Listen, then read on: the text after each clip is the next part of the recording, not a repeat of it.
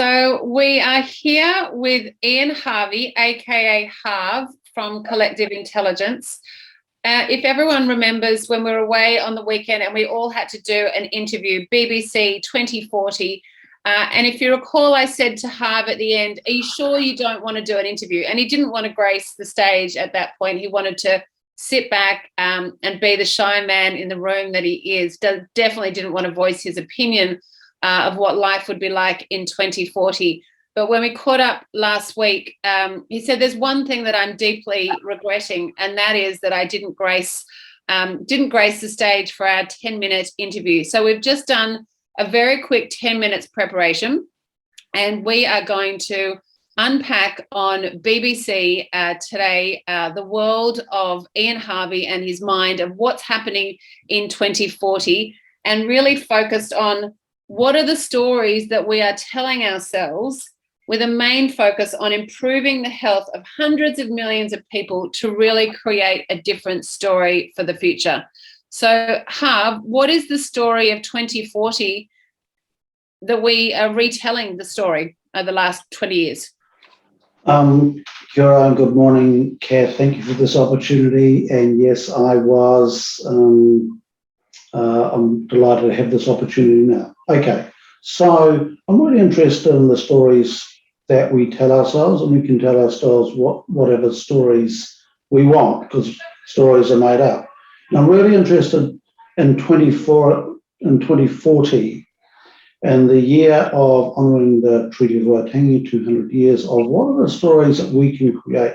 And I believe that in the agri sector, we can tell stories not of feeding 40 million people, but of improving the health of hundreds of millions of people through different technology and approach. So it's not just producing food for calories, but it is producing food specifically for health. And we can do that. We've got the technology to do that.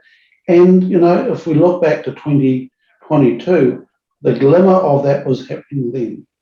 So we are seeing Ngāi Tahu now investing in young entrepreneurs who are harvesting pollen to create wonderful pharmaceuticals. Now, this is a young Māori man from the Cape. And when I talked to him, he said, we haven't even started looking at what we can harvest from our native plants. And I think there is a whole raft of blending ancient wisdom from Māoridom and blending that into high tech. And looking at the food that we produce, not to sell for calories, but to sell for the health products within there. And that's a whole different price point, technology, and so forth. So I'm really interested in that outcome, Cath, and I see that emerging now. And I'm also interested in the social changes of bringing the city and the agri together. And we saw that in Hawea Station, that this couple had come from the city, that experienced the city, and they brought their skills into the agri sector. And you see what that creates, this whole new paradigms. And I see if we can merge those two more and more, that we will get heightened possibilities that we aren't seeing now. So we know that, Callaghan used to talk about the fact that New Zealand is good at doing odd things, right? Unpredictable things. And so we've got to create spaces in the agri sector where it is more unpredictable and create things that we cannot even imagine, right? That they just happen with these wonderful collisions. I'm really interested in the social change of farm ownership. In 2040, Māori farming will be huge across New Zealand, and it will have a huge impact on 100-year plans, not 5 and 10-year plans. And that's a big, big shift. And I see that Pākehā can get involved in that with the advent of Web3, which is here now. And in 2040, we might go on to Web 4 or 5. But we The ag sector has struggled in some parts, not in all, to embrace Web 2.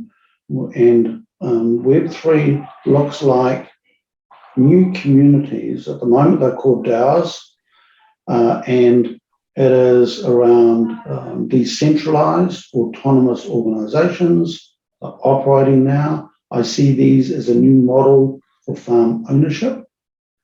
And I see those farms as being larger and very sophisticated, owned by tens of thousands or hundreds of thousands of people, that there'll be a centre for learning, social, a whole range of things. So it's people coming to the land more and being access to land that they actually own in some way, shape or form.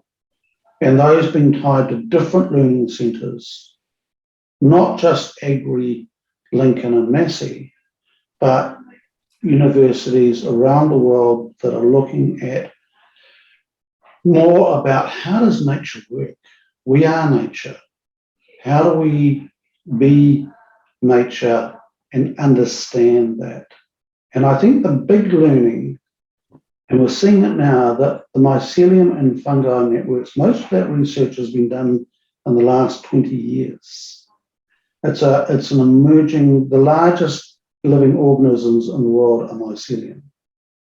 And most people don't even know what they are. We walk on them every day, but we know so little about them. And I think that is an enormous source of learning.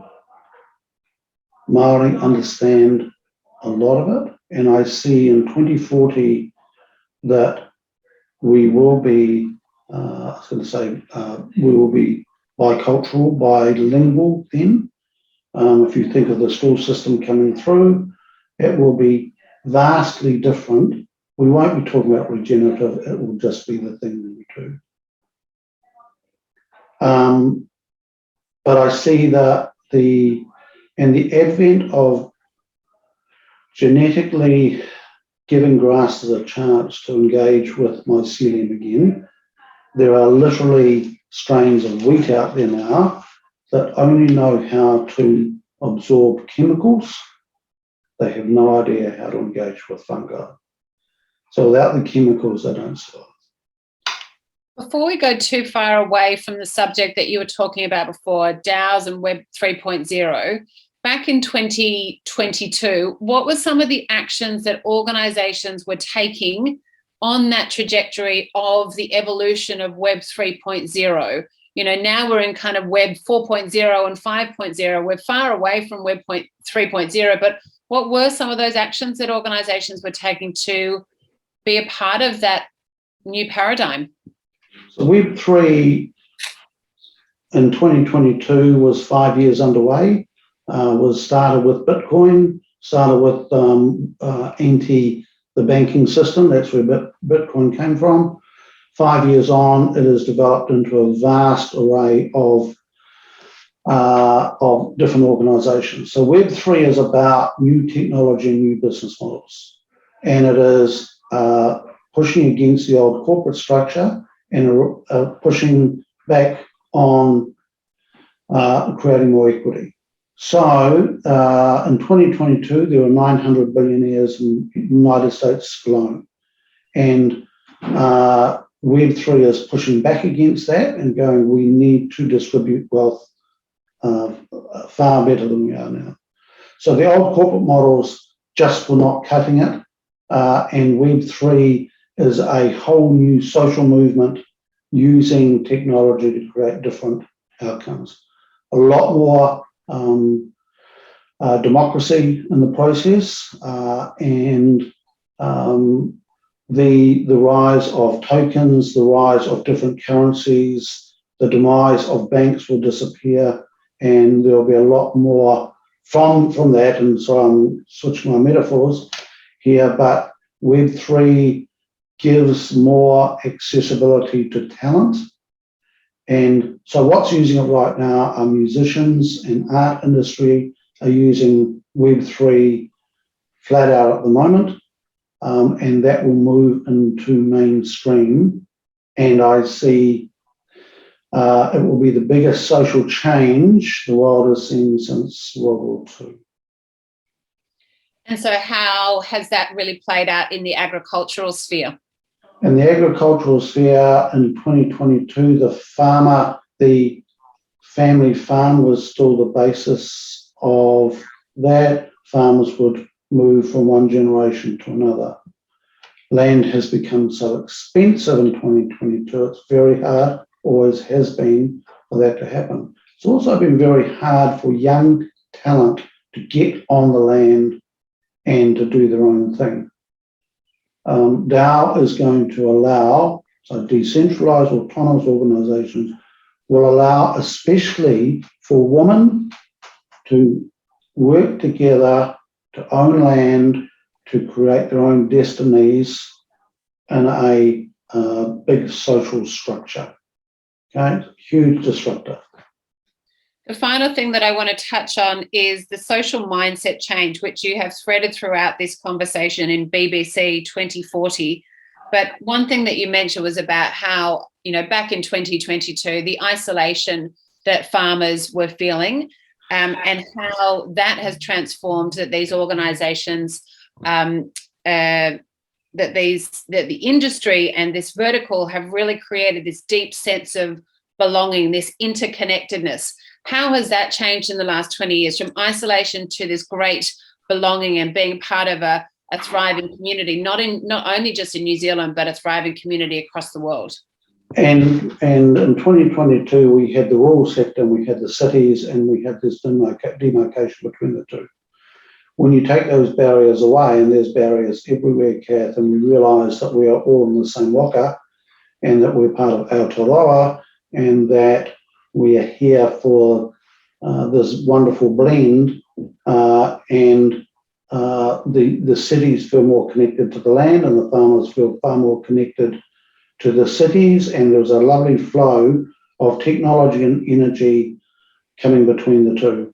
And those connections, Sir Paul Callaghan would be delighted in seeing just how, when that's allowed to happen, what comes from that, the unpredictability and the sense of belonging to each other in this wee country of ours.